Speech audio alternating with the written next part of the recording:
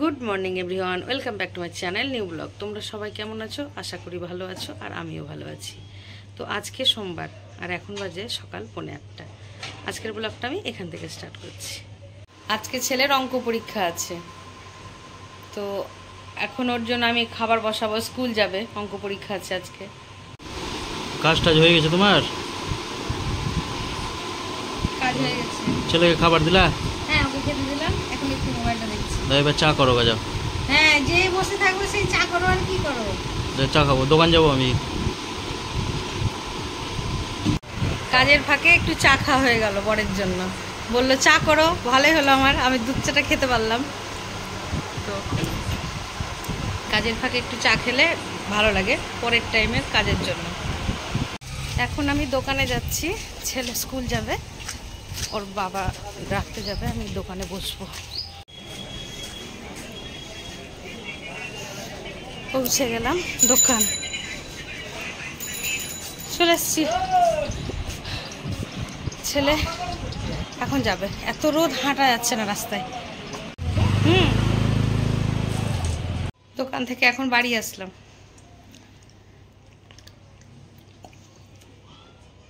দোকান থেকে এসে আমি সবজিগুলো কেটে নিলাম। এবার আমি একটু ছাতুর শরবত খাবো, ঠান্ডা, ফ্রিজের জল দিয়ে বানিয়েছি, লেবু লঙ্কা দিয়ে, খুব সুন্দর খেতে। রান্না বসিয়ে দিয়েছি।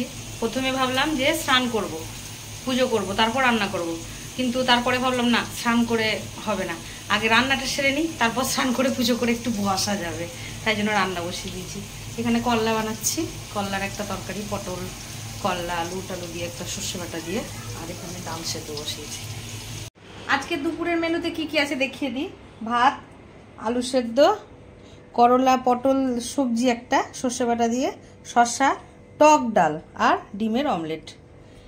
আজকে মাছ টাছ কিছু করিনি, কালকে মাটন খেয়েছি ওই বাড়িতে, আর আজকে হালকার মধ্যে রেখেছি। তাও হালকা রাখা হলো না, ভাবলাম যে কিছুই খাবো না, তবু অমলেটটা না করলেই নয়, তাই জন্য অমলেটটা করতে হলো। আজকে দুপুরে এরকমই। এইমাত্র খাওয়া দাওয়া করে উঠলাম, তো আজকে দুপুরে টক ডাল দিয়ে ভাত খেতে খুব ভালো লাগলো। টক ডাল দিয়ে ভাত খেলাম, মাছ হয়নি, তাতেও কিছু মনে হলো না যে আজকে মাছ হয়নি। মাছ হয়নি না, মাছ আমি মানায় করলাম আনতে, মানে আনলে সে বড় বড় মাছ আনবে, আর আমি বড় বড় মাছ খেতে খুব একটা পছন্দ করি না। তো আজকে ওই জন্য ডিমের অমলেট, টক ডাল, করলার তরকারি দিয়ে খুব সুন্দর ভাত খেলাম। এখন একটু চা বানাবো, একটু চা খাবো।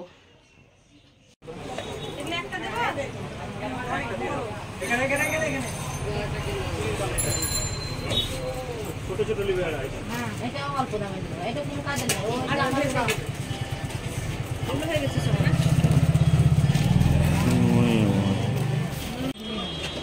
এগুলো নিয়ে যা নিলেন কিনা, এগুলো এত লাগে না, এত দিন আমার চিংড়ি মাছ আপনারা নিলেন, তাই এত হয়তো 2-4টা লেগে গেল।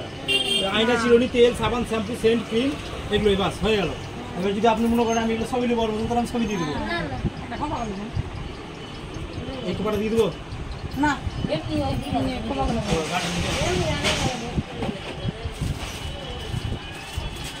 কালারটা নেবেন?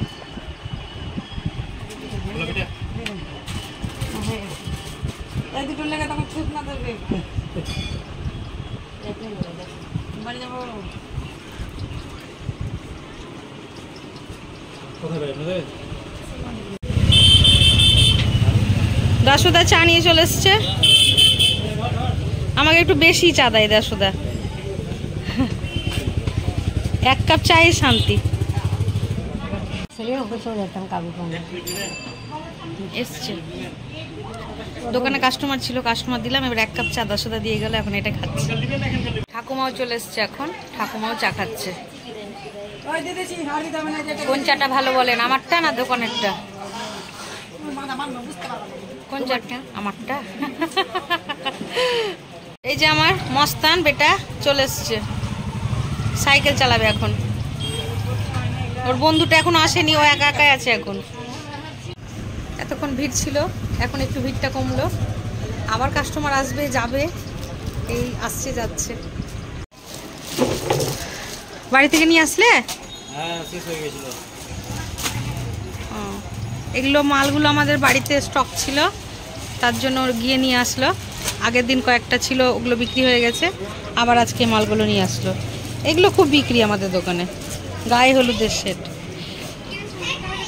এখন একটা কুলফি খাবো, তো যাই কুলফি কিনে নিয়ে আসি।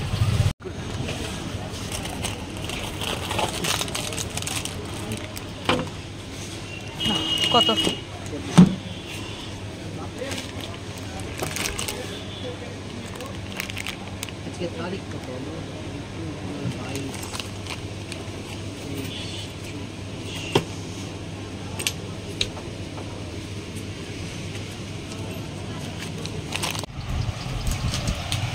নিয়ে আসলাম একটা পাঞ্জাবি কুলফি। এক একদিন এক একটা আইসক্রিম খেতে ভালো লাগে। আইসক্রিমটা গলা গলা লাগছে যে গো। এতই টেম্পারেচার, দোকান থেকে আমার দোকান পৌঁছাতেই আইসক্রিম গলে যাচ্ছে, এত তাপ।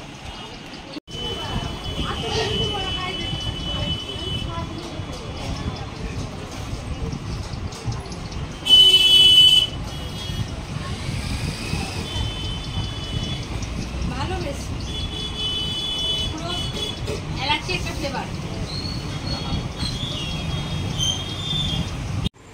দোকান থেকে এসে আমি রাত্রের খাবার করছি, তো আজকে রাত্রে আলুর পরোটা বানাবো। তো এখন আমি ময়দাটা মাখছি।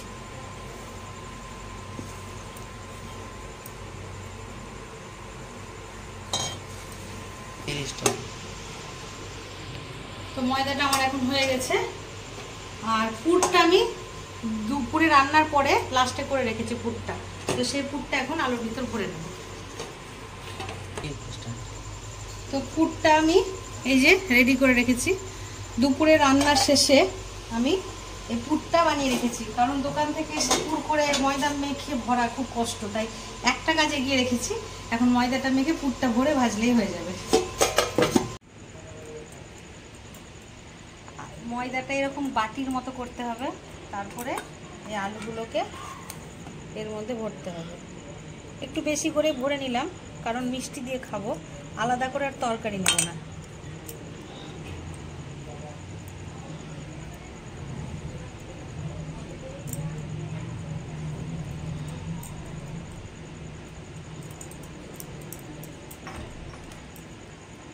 হয়ে গেল ভরা, এবার বেলে ভাজলেই হবে।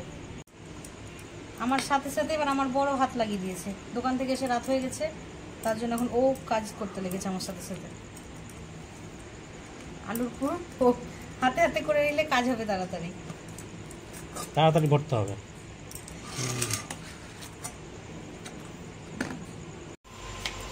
এখন আমি পরোটাগুলো গোল গোল করে বেলে নেব, রুটির মতো করে গোল গোল করে বেলে নেব। এগুলো একটু মোটাই হয়, যেহেতু আলুর পুর ভরা আছে তার জন্য একটু মোটা হয়। এদিকে আমি ভাজছি, একটু অল্প আছে ভাজতে হয়, নাহলে এগুলো আবার পুড়ে যাবে, অথচ ভেতরটা তখন কাঁচা হয়ে থাকবে। আমার পরোটা ভাজা হয়ে গেছে। এই যে পরোটা আর মিষ্টি, কোনো তরকারি না, একদম ঠাসা পুর ভরা আছে ময়দার মধ্যে, তরকারির কাজ হয়ে যাবে। আমার পরোটা ভাজা হয়ে গেছে। এই যে পরোটা আর মিষ্টি, কোনো তরকারি না, একদম ঠাসা পুর ভরা আছে ময়দার মধ্যে, তরকারির কাজ হয়ে যাবে। পরোটা খাওয়া কমপ্লিট, বেশ ভালো লাগলো খেতে। আলুর পরোটা অনেকটা আলুর ভরা ছিল, যার জন্য কোনো তরকারি লাগলো না। মিষ্টি দিয়ে খেয়ে নিলাম 3খানা পরোটা, খুব সুন্দর লাগলো খেতে। তো যাই হোক, আজকের ব্লগটা এতটা অবধি। যদি আজকের ব্লগটা তোমাদের ভালো লেগে থাকে তবে like, comment, share and subscribe করতে ভুলো না। সবাই ভালো থেকো, সুস্থ থেকো, দেখা হচ্ছে নেক্সট ব্লগে। Good night.